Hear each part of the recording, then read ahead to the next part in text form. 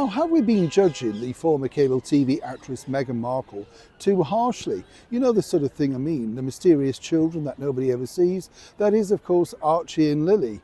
And, well, basically, as I told you recently, the story behind that is phenomenal in itself, with the fact that, well, really, nobody knows anything about them.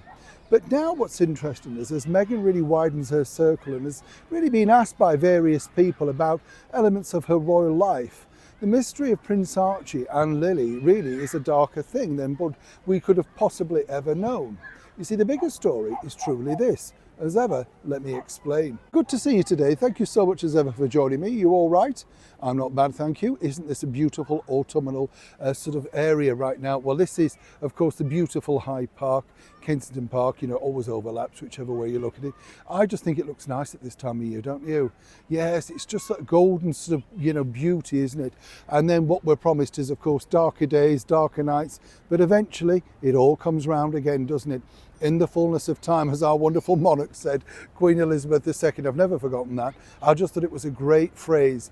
In the fullness of time, we'll all meet again. I like that idea, don't you? Well, maybe yes, maybe you don't want to meet again. That's the thing, isn't it? It's a little bit like this particular story, which I find fascinating, truly fascinating, for the simple reason of this. As you know, Meghan Markle very, very famously kept her children, particularly the birth of her first child, which is now known as Prince Archie, out of the public domain.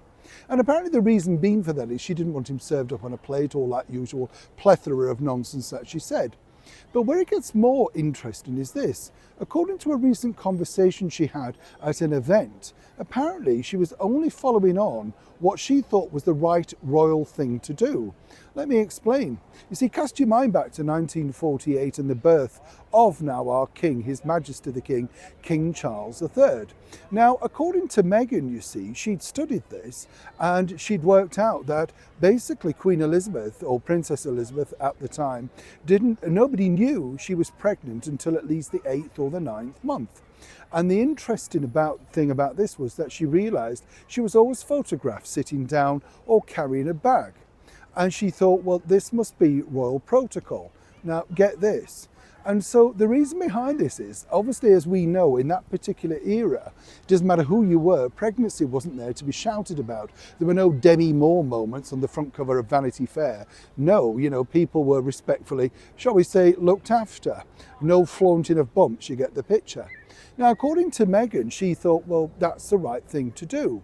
Further on the conversation, she said, though, I do remember there being an outcry when, of course, Princess Diana was snapped with her baby bump on the beach, you know, alongside, of course, Prince Charles.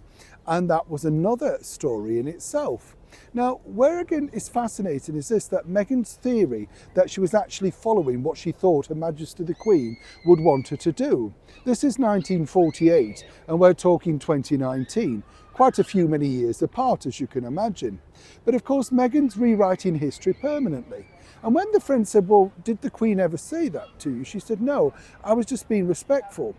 Two things here, which clearly are, you know, as ever, allegedly complete lies.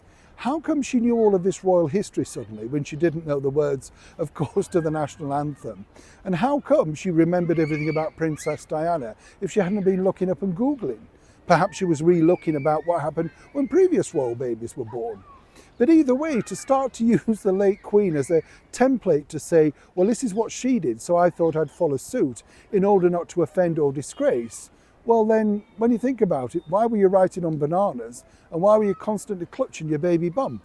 Either way, the mystery of Archie still remains. But either way, the mystery of Meghan and her alleged no knowledge of the British monarchy is even more hard to swallow, is it not? Neil Sean in the very heart of London.